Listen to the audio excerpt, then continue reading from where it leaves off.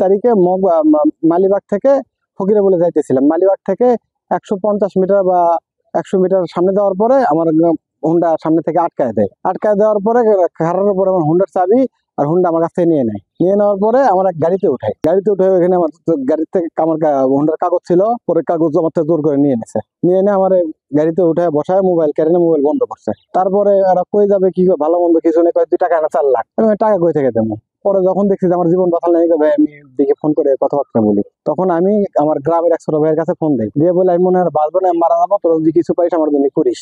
এটা বলে আমি ফোন কেটে দিছি।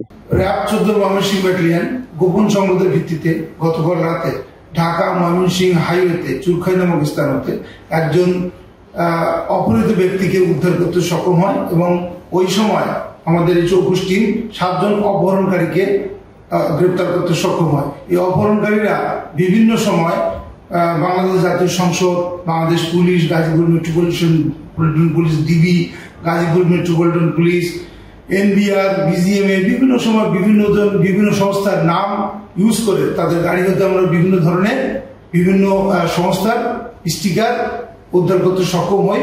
তাদের বিরুদ্ধে আইনানুগ ব্যবস্থা গ্রহণ প্রক্রিয়াধীন রয়েছে এবং তারা বাংলাদেশের বিভিন্ন জেলা থেকে একত্রিত হয়ে এই সংঘবদ্ধ অপরাধ চালিয়ে যাচ্ছে। আমরা র‍্যাব 14 ময়মনসিংহ এই ধরনের অপরাধ চক্রকে সবসময় নজরদারির মধ্যে রেখেছি এবং তাদেরকে ভবিষ্যতেও তাদের এই ধরনের অপকর্ম যাতে করতে না পারে সেজন্য আমরা সোচ্চার রয়েছি। বসুন্ধরা ডায়াপেন্ট এখন আরো উন্নত। এই hot air through top sheet দ্রুত শোষণ করে সোনামণিকে দেয় কোমল অনুভূতি।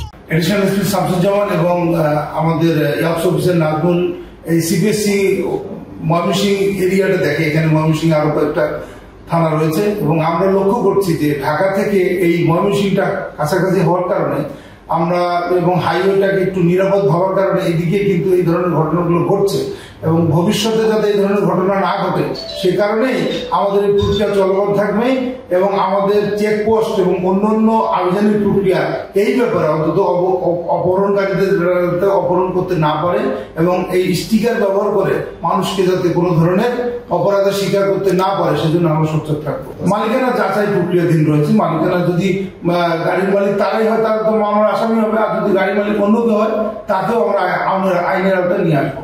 টাকা দেয় কাউকে অপহরণ করে তাকে তার মোবাইলে তার ফ্যামিলিকে বলতো যে আপনি টাকা না পাঠালে তাকে ফোন করবো কিংবা এটা সেটা না, বিভিন্ন ধরনের হুমকি দিত।